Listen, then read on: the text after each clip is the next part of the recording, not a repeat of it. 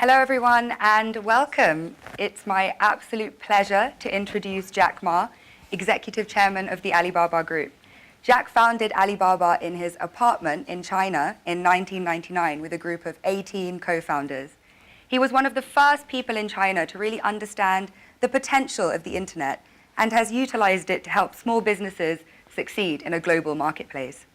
Today, the Alibaba Group is the largest retail and mobile commerce company in the world, with more than 500 million consumers shopping on its marketplaces and tens of millions of businesses selling their products. The company has directly and indirectly employed created more than 30 million jobs. And Jack says the company is just getting started. He has ambitions of creating 100 million jobs and reaching 2 billion people. Jack also has a long history with the World Economic Forum. He first came to Davos in 2001 as a young global leader. He sits on the board of the World Economic Forum, and he recently joined the board of Global Shapers. We are so lucky to have Jack with us here today. Thank you so much for making time for the young communities within Davos. And can I please ask everyone to join me in giving Jack a very warm welcome. Thank you.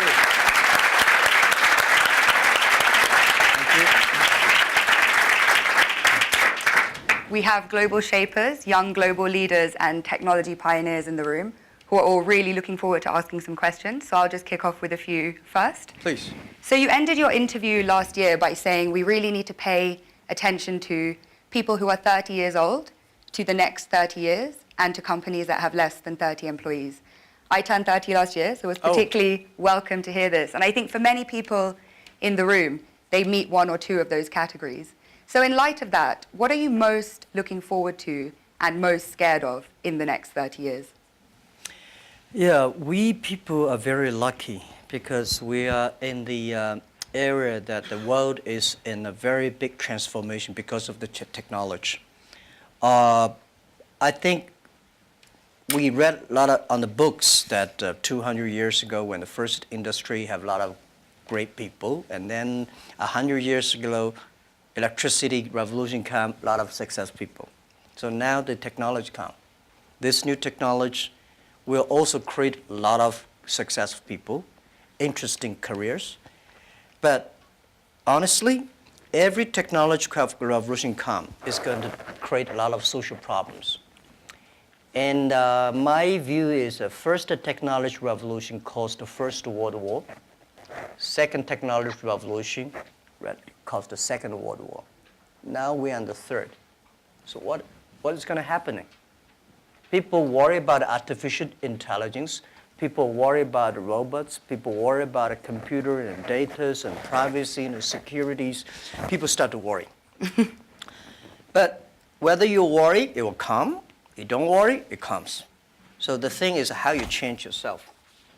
So I think next 30 years, the world is going to be huge change. If there's a third world war, I think the world war should be a war against the disease, a war against environment pollution, right? A war against poverty together.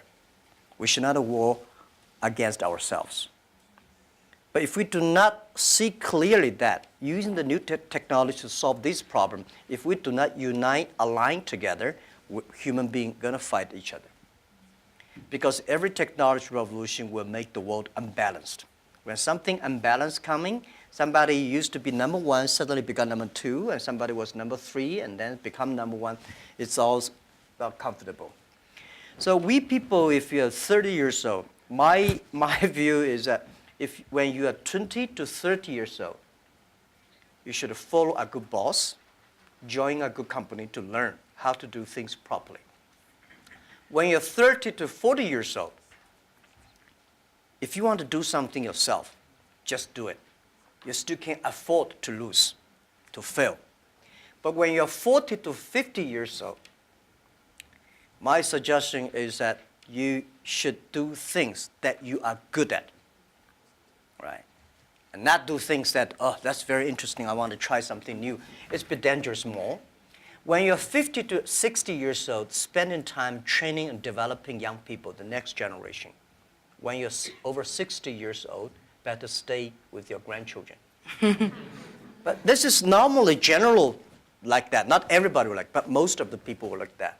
So 30 years old, we people next to 30 years are the luckiest period. We have a lot of challenges, a lot of things are happening, and with our knowledge, with our physical power, it's time you need to change. You have to think, if you want to be successful tomorrow, it's impossible. If you want to be successful a year later, it's impossible.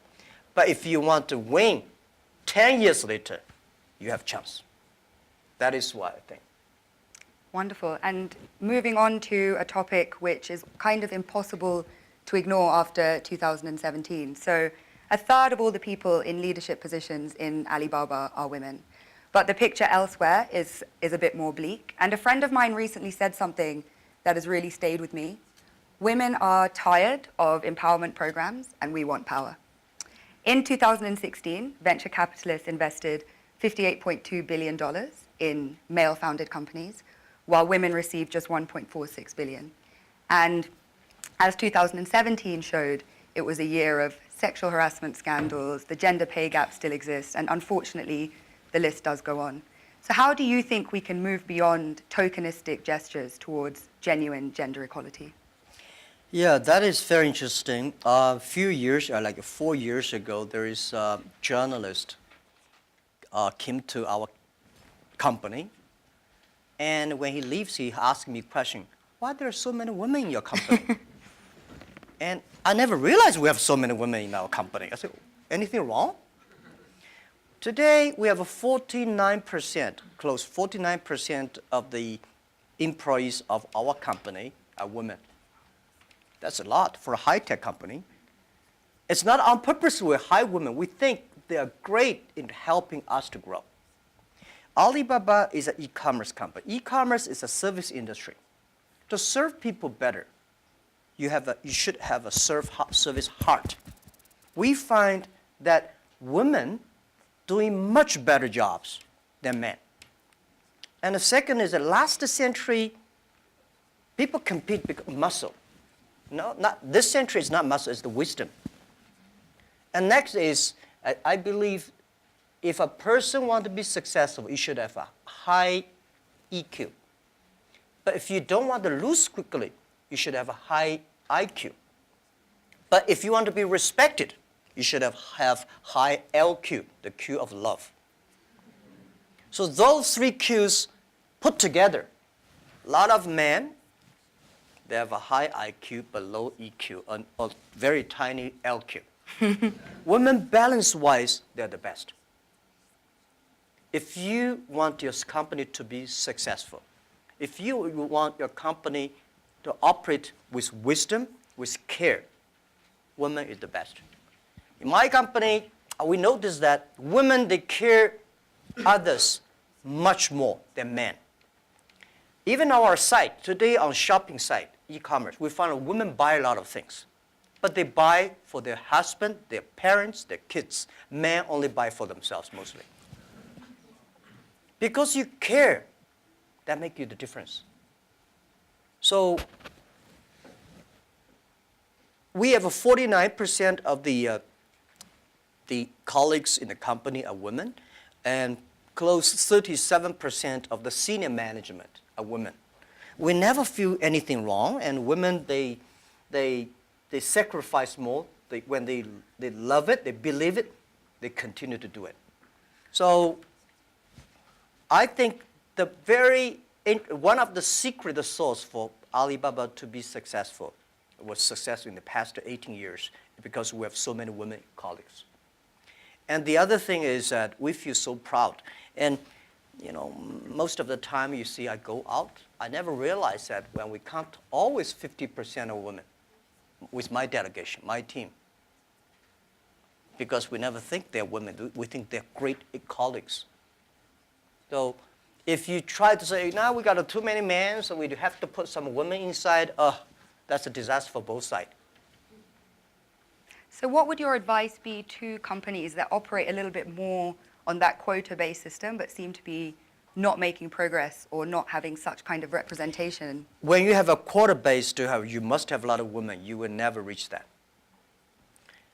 I think If a company full of men, trust me, this company cannot be sustainable, cannot keep on growing. Because just like a steel, if you don't put wood inside, the steel is too tough, it's easy to break. So when you have a woman and man in the same company, when something happens, the women are for example, one of the value for our company is that the number one value is customer number one, employee number two, shareholder number three. This is everywhere I go. Wall Street did not like my point, but this is what I said, you know. If you like us, invest in us. If you don't like us, please sell our stocks, don't buy us. We believe customer number one, employee number two, shareholder number three.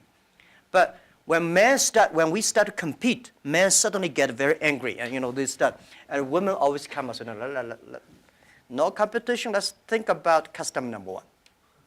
Most of the women, they believe in the first day dream or first day love. Most of the men, easy to forget. I'm sorry, it's not I say bad about men. This is statistic. This is statistic. This is why our company works the balance. And it's naturally happening. It's not like so a lot of people have a tendency, man is better in doing things. But we think that even if man is better, we still have to hide the woman inside. And then the women have enough women will hire people more. So this is how we did it. So I don't know how many high-tech companies in the world like us, 49% colleagues are women. We feel proud of that. As you should be, and I think it's a very strong message to send out to, like I say, other companies that have a range of reasons for why that's not the case, because clearly you've been able to build the most successful one with that being so. So you just came off stage after giving a talk about digital e-commerce and what needs to happen for small businesses and entrepreneurs to benefit from globalization. At a time when globalization once again is being questioned, is it really delivering for the most vulnerable? Is it delivering for people in the global south, etc.? So what is your message to people in this room kind of about globalization, really? I think globalization cannot be stopped. Nobody can stop globalization. Nobody can stop trade. And I believe if trade stops, war starts. Trade is the way to solve to dissolve the war, not to cause the wars. I think globalization did a fantastic job in the past 30 years. Enriched a lot of countries, but of course, caused a lot of problems, right? Young people did not have opportunities. Small business have not opportunities. Developing countries were neglected. But it's only 30 years. It's a baby. It's a growth. You have to improve it. If you do not improve it, then you kill it. It's easy. Most of the time, to kill something is much easier. So my belief, it's our generation's job. Today, we have a better technology. We have a better knowledge about globalization. And it's our generation's responsibility or opportunity to improve it. Tell me, how can you stop globalization? Now, artificial intelligence come. Robots come. My grandfather worked 16 hours a day, and he said he was very busy. We work 8 hours a day. We said we are very busy. Our children may only work 3 hours or 4 hours a day for 3 days a week. I bet they would say, oh, we're very busy. Then when you work only 3 hours a day and 4 days a week, what are you going to do? You're going to travel around, right? You cannot stay in the home for a week. You will travel. 30 years ago, normal life, you visit 20 to 30 cities whole your life. 30 years later, in your life, you will visit 300 cities in your life because of mobile. How can you stop it? It's impossible. So thinking about that, the only thing is to improve it, to make it simpler. Global trade should be simple, should be modernized, should be giving inclusive. Everybody have the opportunity. So my strong message is that, well, I feel sorry for WTO. They did a great job, but in the past 20 years, when you put the 200 government ministers in one room, how can they agree on something? Right? Because I don't like your country. No matter how good suggestion you have, I say no. But business people, even if we put 200 business people in one room, we will surely agree on something. And this is what I believe. The next generation of globalization should be inclusive, should create opportunities for young people to get involved. The first globalization in the human history was controlled by few kings and emperors.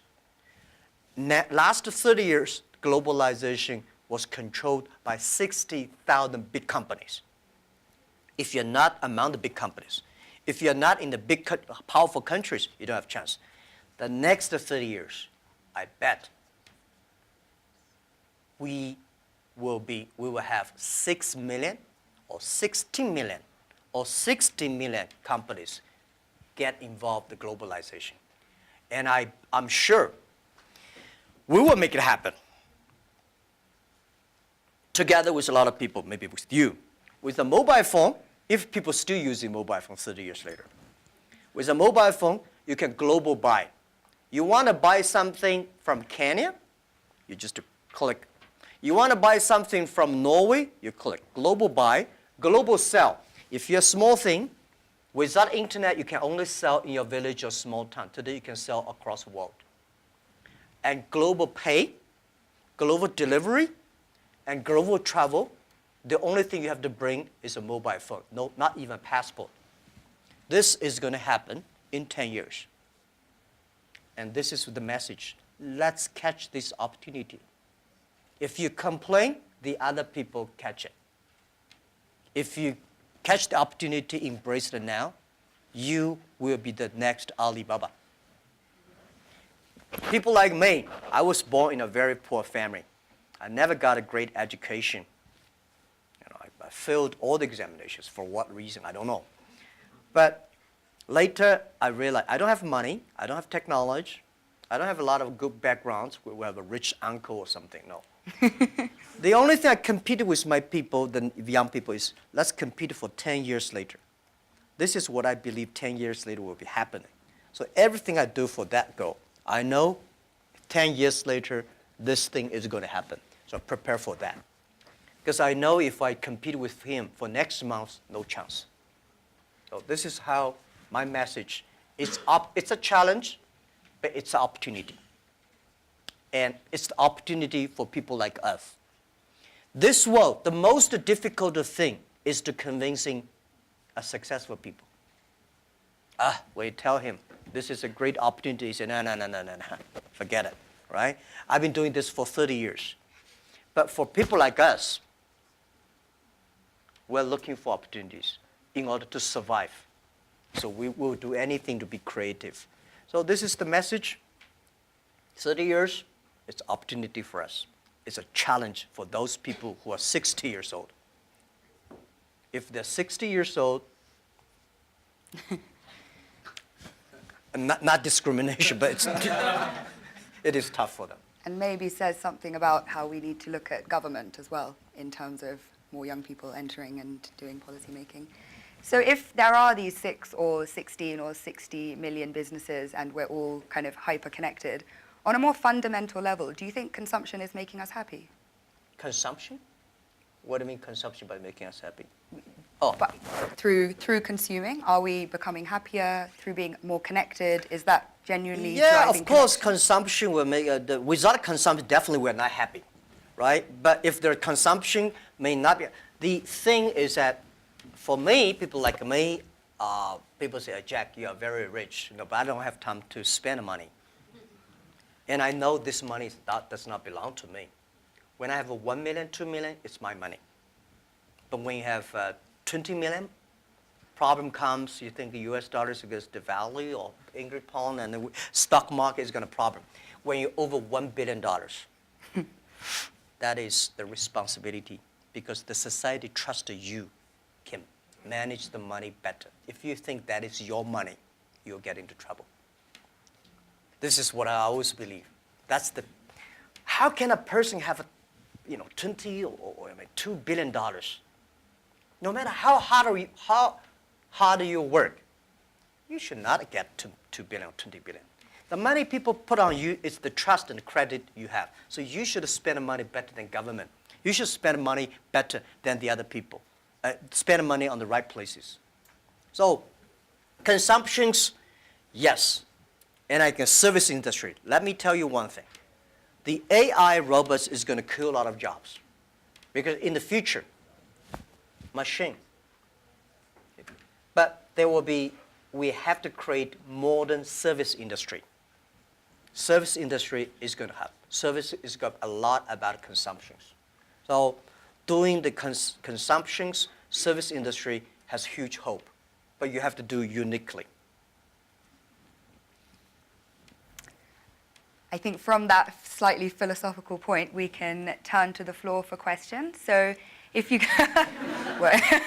if you could please introduce yourself, say where you're from, please keep your questions succinct so we can take as many as possible and relevant for the whole group. Great. So would you like to go first? Hi, my name is Parv. I'm a global shaper from Chicago. And you just talked about philanthropy, and I'm curious if you could talk about how you see your role is changing in the giving space, particularly given the fractured world we live in. Yeah, I think philanthropy, it's not about helping others. It's about helping yourself. I had a huge debate with my colleagues. Several years ago, there was a big earthquake in China. And there was a big earthquake in Japan. So we donated I forgot the exact, like $20,000 to Japan, $10, $15 to China. And people say, why we donate that little? Because we have a lot of money. And my point is, no matter how much money you donate, 2 million, 20 million, that money compared to that is tiny. You cannot change a lot of things there. The thing you donate because you change yourself. When you change, the world is changed. You have to change yourself, right? And the next thing is that philanthropy is about action. It's about involvement. It's not about giving money. It's about to wake up people's consciousness. So I think, to me, I grow up, and my globalization is grow up in this place. Year 2001, when I was nominated as a young global leader, I had no idea what is Davos, where is it, and what is about a young global leader. But I came here, I learned, I listened about these corporate global citizenship and globalization, all things. I grow up. I understand. This is, to me, it's like a philanthropy. And this has changed to me, as I told Schwab, that every time I come to Davos, I want to spend time with young people. Because I benefit from young global leader, early days. When I listened to Bill Gates, and Bill Clinton, and George Soros, these guys, at that time we don't have that many people. Very poor facilities. Well, very cold. I worked like 30 minutes driving in a bus coming here and watching. But now I think still have. But this is good. This is the tuition we pay for a grown-up. And now, to me, I think spending time with you benefit me, and also I want to tell you my true experience. It's a philanthropy. It does not necessarily mean money. So, by charity, you cannot change the world. But if you have a philanthropy heart, you can do a lot of things. So I find this one, unfortunately, a lot of people have a business heart here, making money, but do things like a philanthropy. What we should do is should be a philanthropy heart, but have a business skill. I hate a lot of people do the opposite. They want to make money, but they talk like a philanthropy. And they do like a philanthropy, waste a lot of money. So this is what I mean. And it's, if you want your team to continue to work with you all your life, you have to plant the seed of care the world, care others. The first day they join. I don't like a lot of companies make a lot of money because making pollutions and counterfeit products. By end of the year, donate some money. This is no good. Business, the philanthropy idea should be buried into the business model. That's, yeah. Philanthropy of heart, I think, Yeah. a message that young people can take forward. Please. Hi, my name is Iman. I'm a global shaper from the Jeddah hub in Saudi Arabia. My question is, as a young boy, did you envision that your life would be like this? Did you have intuition about this? And if so, do you think the belief helped in achieving such great success? As a young boy, I never thought, as a young boy, even today, I never thought I would be here. Honestly, I never thought. But as a young boy, when I look back, every problems I met when I was a kid benefited me. I failed so many times. People probably know that I'm applying jobs for so many jobs, over 30 jobs, all rejected, none even got a chance. 24 of us were interviewed for a KFC job. 23 accepted. I was the only guy rejected. 6 people went for looking for a police job. 5 accepted. I was the only one. My cousin and I applied job as a server in a 4-star hotel in my city. We waited a long queue for 2 hours. He was accepted. I was rejected. So my mother looked at me, but I know this is a training course for me. Before my 30 years old, I'm a failure. People lose, but I never give up. I think there is an opportunity there. And then I was a teacher later. I graduated from university. I was a teacher in the university for 6 years. Number 5 year, I was elected the best teacher of my university, elected by students. So I said, everything I taught my students are the things I learned from books. What if I go out, spend 10 years, experience all the things, whether fail or succeed, I go back to teach again. That was my original thinking doing Alibaba. So I never thought I could be rich. I never thought I would be successful. I never thought we could survive for 18 years. And then we made it. The only thing that today we should do is share the experience and know-how, especially share the mistakes, suffers with others. My thinking is that you guys remember, if you want to be successful, learn from the other people's mistakes. Don't learn from the successful stories. Successful stories they make, don't listen to that. There are a lot of reasons behind it. Just like I remember the first time Harvard Business School came to us, say, Jack, we want to write a case study for you. That's years 2001 or 2000. They came, they spent 1 week, and they write a report, and I read, I said, this is not me. And this is you. I said, no, this is not us. He said, this is you. So they make up his sign, and the case study go up, and they start to teach in a lot of universities. The next 5 years, they invited me to go to the case study, and they always find a competitor of my company. And after every case study, Alibaba will die, that company will succeed. All the students agree. And actually, every 5 years, all the competitors die, we still survive. So how can you study this kind of a successful story? Learn from the mistakes, the other people. No matter how smart you are, you will encounter these mistakes. You learn from mistakes not because you will be able to avoid mistakes. You will able to, when these mistakes come, this suffer comes, you know how to deal with it, how to face it. The book I want to write, if I if I want, if I can, is Alibaba 1001 mistakes.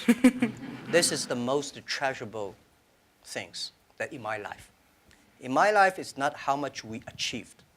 It's how much we gone through the tough days and mistakes. And this is what, if you start to think now, it would be good. So if you ask me when I was a boy, I never thought about that. Never. I Let's was go lucky as a to person. the back of the room. Yeah.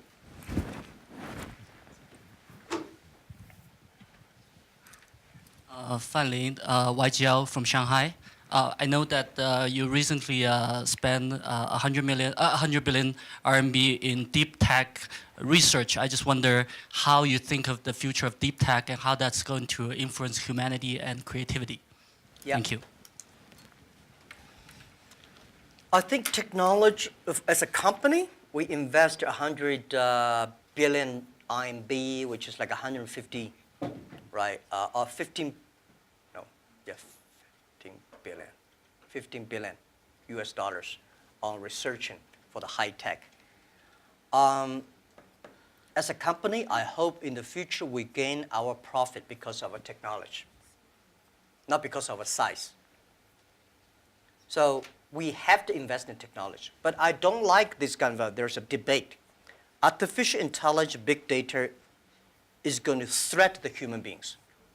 I think artificial intelligence should support human beings. The technology should always doing something to enable people instead of disable people. When steam machine comes, when cars comes, people hate it. Today we think car is good. When the automobile when first was designed, people hate, especially this horseman, right? They destroy every car they can see. So I would say, people like us, when we have the money, we have the resources, we have all the excellent young people, we should spend money on the technology that enable people, empower people, make life better. So this is what we want to invest. And I think artificial intelligence, no matter how artificial intelligence is good, human being in the future compete with the machine on knowledge, you don't have chance. Computer is always going to be smarter than you are. When there's a car, forget about who runs faster. When there's a plane, don't think you can fly. When there's a computer, computer is always smarter than you are. They never forget. They remember everything. They never get angry. They calculate faster. But computer can never be as wise as a man. What's the difference between smart and wisdom? My view is, a smart people see something the other people don't see. A wise people see something, he pretend he did not see it. A smart people know what he want. A wise people know what he doesn't want.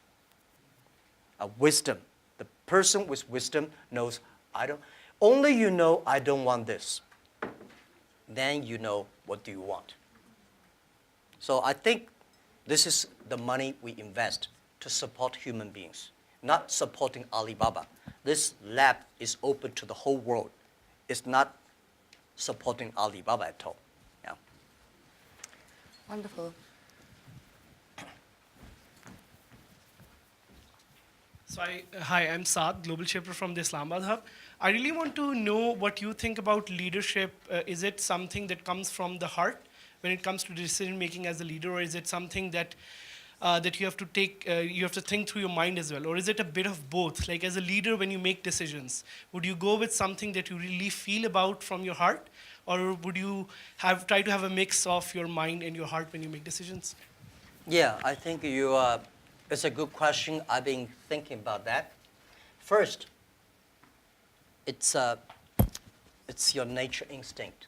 There must have something that you different. Second is you need training.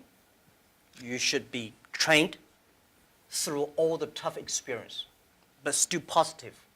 I found out some great leaders in the world. They are always positive. They never complain others. and never complain. And they look at the things in a different view, like normal people. So I think people in my company, at the beginning, they don't like me because I'll always think about 10 years, 5 years.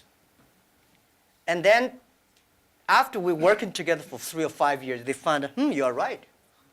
Then we got the credit rating. And as a CEO, one of the jobs, when everybody's happy, you have to see the unhappy things. When everybody's unhappy, you have to see the happy things. So leadership is nature, but you have to have train and learn. And I got my leadership upgraded in Davos. I see so many. Ali Enter Financing, how many people here know about Alipay? Thank you. Alipay's decision was made here. I was thinking about Alipay, but I was not there to launch Alipay because in China, if you do financing without license, you will be in jail at that time.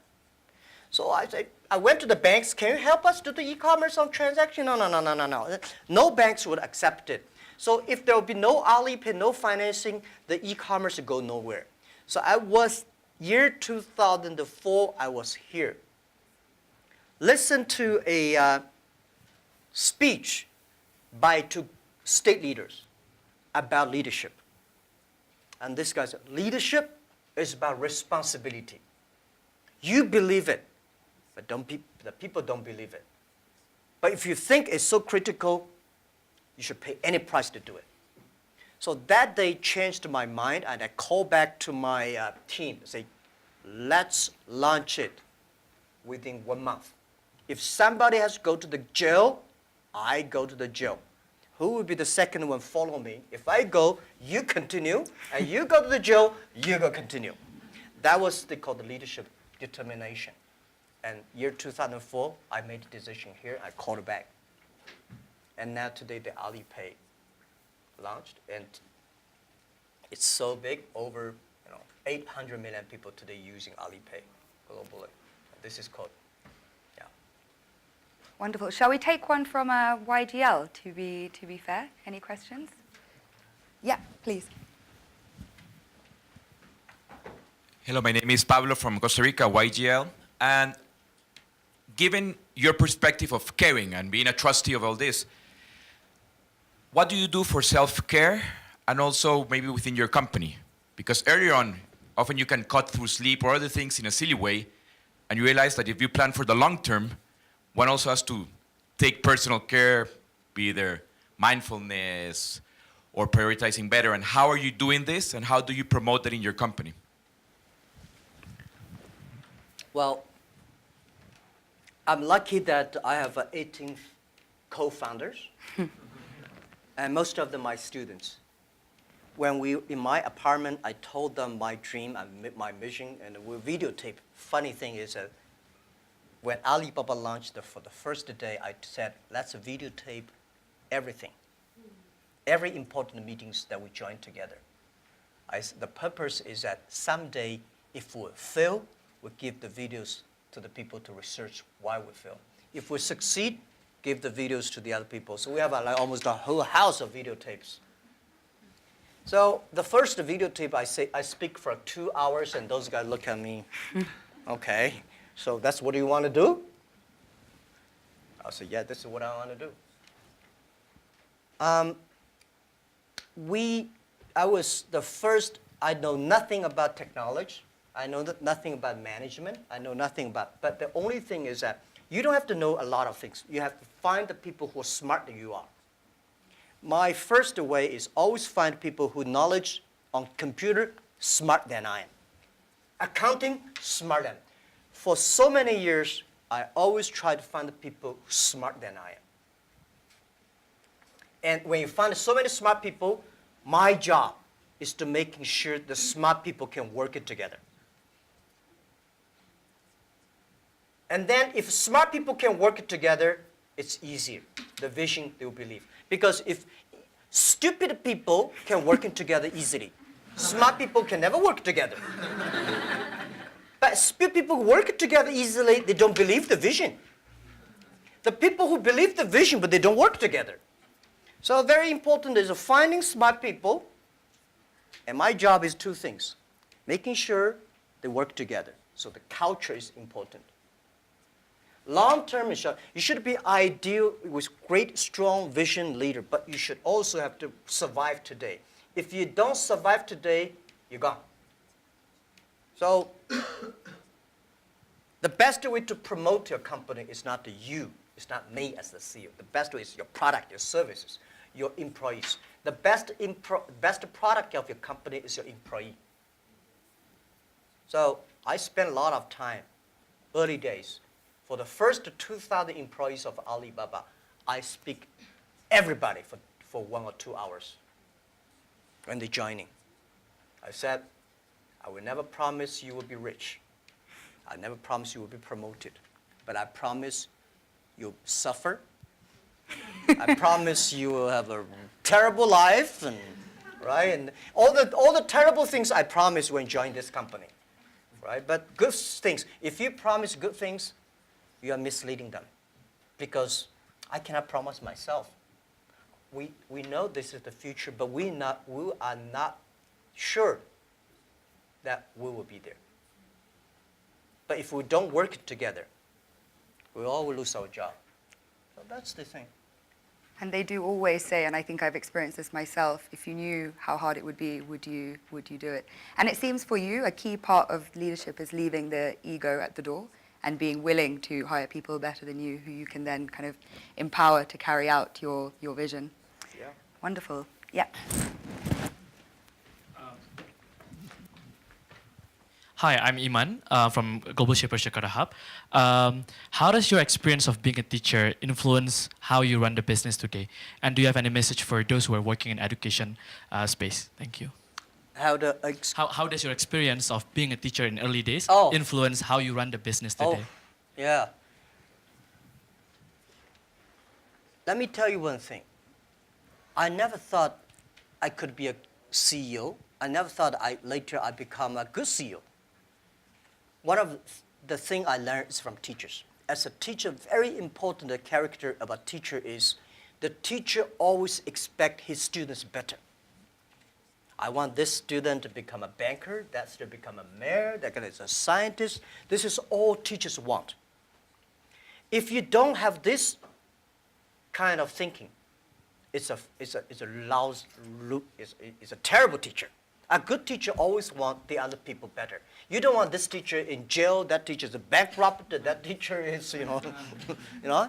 So as a CEO, I trained myself is I always want those people join the company do better than they thought. And everything the company should do is making sure the good environment to training him to be more positive. And everything we do, this is a teacher. And teacher does not mean I know better than you are. Everything I know better than you are because I learn from others. So a teacher should learn all the time. A teacher should share all the time. A teacher should always expect the other people better than you are. And by the way, education, it's a big challenge now. If we do not change the way we teach, 30 years later we'll be in trouble. Because the way we teach, the thing we teach our kids are the things the past 200 years is knowledge-based. And we cannot teach our kids to compete with machine who is smarter. We have to teach something unique.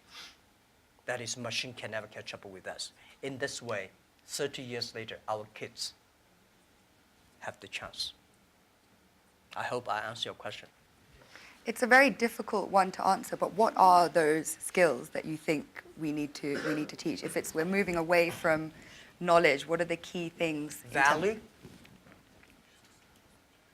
believing, independent thinking, teamwork, care for others. These are the soft part. The knowledge may not teach you that. Folks, that's why I think we should teach our kids on sports, the music, the painting, art. So making sure human should be different from everything we teach should be different from machine. If the machine can do better, you have to think about it.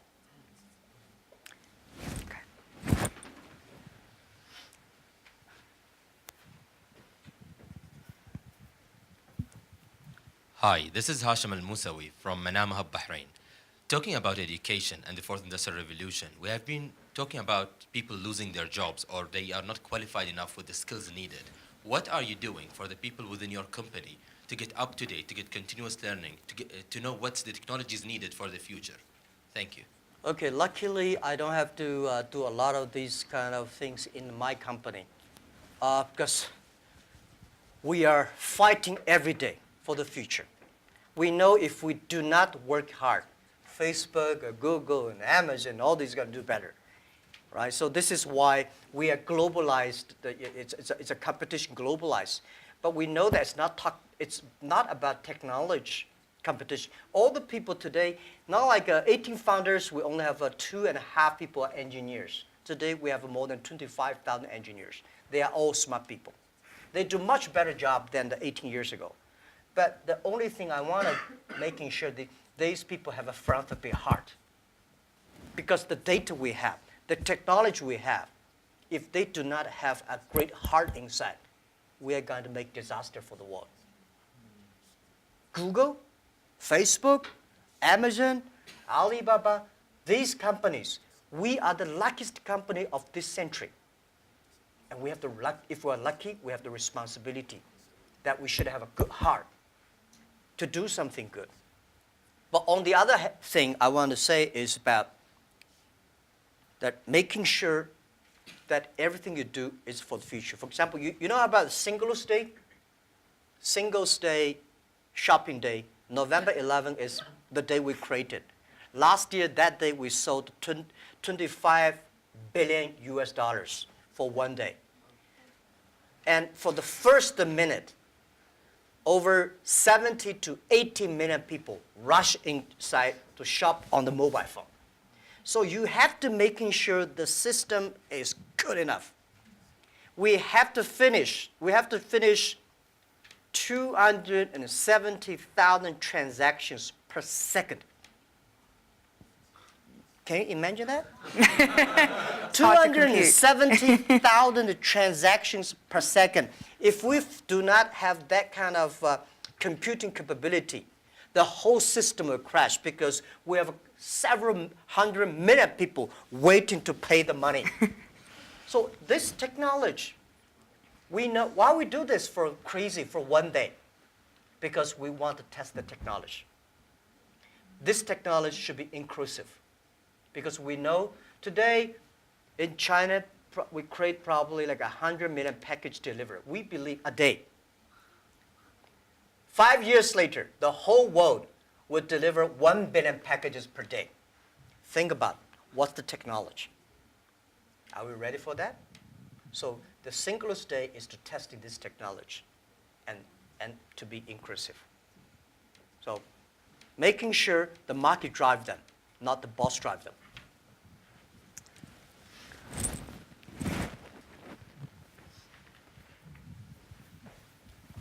Thank you, Harry. Thank you, Jack. Jesus Cepeda from Mexico, from the Monterrey Hub, Global Shaper. We have been talking a lot about our generation, and I really like the conversation about 30 years before, 30 years after. Actually, I have been hearing these days that we haven't had this snow in 30 years here. So the question is going to a quote of Professor Schwab. He said a couple of months ago to the Global Shapers that we're the first generation that is going to suffer about climate change, and we are the last one that can do something about it. So with your teaching passion, what are the 3 things that you are saying to educate the 10 million employees or the 100 million employees or everyone who's looking at this video to develop an environmental mindset, a spiritual mindset, a non-fragmented world mindset? Okay. First, let me say this. Every disasters, the environment disasters, is a reflect of human heart today. Because when we need too much, we destroy a lot of things. I think the human being today, in the past 200 years, because of knowledge-based technology or knowledge-based training system, all we want to do is get more. We want more things. We go to the moon, we go to Mars, we go this, we always outside looking. We human beings never inside looking. If you don't have the inside looking, you will never be wise. If you're not wise, you never know what you don't want. Today, human beings get much more than they expect they should have. So the environmental pollutions, the whole thing happening is because human beings become greedy, become arrogant. So this is why the big data, the data technology is trying to understand the inside of human. What is the data? Is the human behavior. A lot of people, trust me, the machine will know you better than you know yourself. Have you seen some movies, some gamblers? You know, they're great. They look at the eyes. If he got a good card, this eyeball will shake. But normal people don't see it. The machine see all the details. Machine know you better. So what I would say is that in the data period, human being next to 100 years, human will know, try to understand inward looking. We will see a lot of ugly things of ourselves. When knowledge-based outward looking, you see the ugly things of the others and good things. When you look inside looking. This is Chinese philosophy. Chinese people, our believing is always inside working. We're supposed to have inside checking every three times a day. But not really. If you can really do that, you can do that. Then you'll be good. So for environment, you're right. If we do not make action, take action, all the money you make will spend in the hospital, medicine. Our kids will be in big trouble. So let's fix it. And first fix our heart, fix our know-how, and fix our belief. When you have a belief, when you have a religion, when you have a value, it's better. So I think this is what I concerned me. This is what I think the young people should always have, the value, the mission. If you have something you believe in your heart, then it will be different. This is what next 30 years education should be focused on. We have time for one last brief question. Karuna?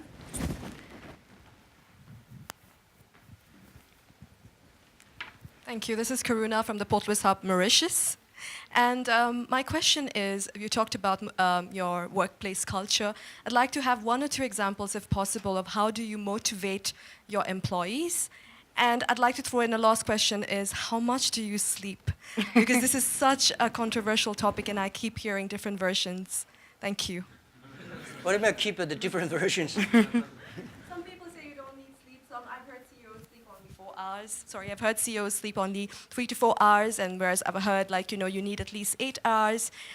So yeah, I'm a bit divided, and I'd love to know your secret. Thank you. Yeah.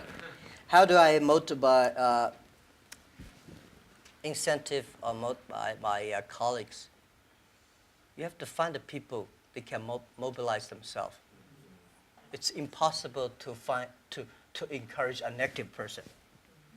So the people you hire, the people work together, they have to be, or you cannot, we have 65,000 employees now, you cannot hire all of them that positive, but at least the people work with me.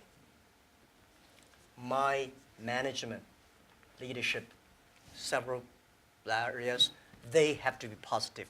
They have to know to incentive the others, because I cannot incentive everybody. And making sure the culture. So I think it would be very painful for me to talk to my vice president, and he need to be incentivized and mobilized every time, right? This won't work. If he does not know how to incentivize or mobilize his people, it's better. I don't think he will be the vice president. He should be a good engineer, good designer, but not a good leader.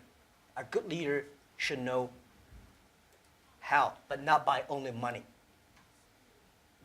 Most of people incentivized or mobilized not because you give them a lot of money. You give them respect, trust, appreciation, and correct, heartful advice. When you come to my meetings, internal meetings, you will be shocked because we are not like a lot of the other Chinese company. The boss say, everybody listen, take notes, and go down. We are like a war room. We make decisions based on whose voice is louder. Right? Early days, we fight and talk, and then making sure everybody speak up. Right. So this is also a way of mobilize and incentive. There are a lot of ways, and different people have a different way to send incentive. So this, how much time I sleep? Yeah, I have a problem. I mean, I sleep not very short, but not good. And I don't eat a lot. This is something that I was curious. I don't eat a lot. I'm a very picky on the food. And I don't know, sometimes I would love to see what the things that make me work like that. But for sure, that if I suddenly give me 1 month vacation, I'll collapse. I think there'll be something in my heart, maybe the mission. At the beginning, it's a mission of 18 people. Today, we have 65,000 people. They all believe the mission. So if I give up, I can give up my position, but I should not give up the mission. If I give up, everybody say, hey, no.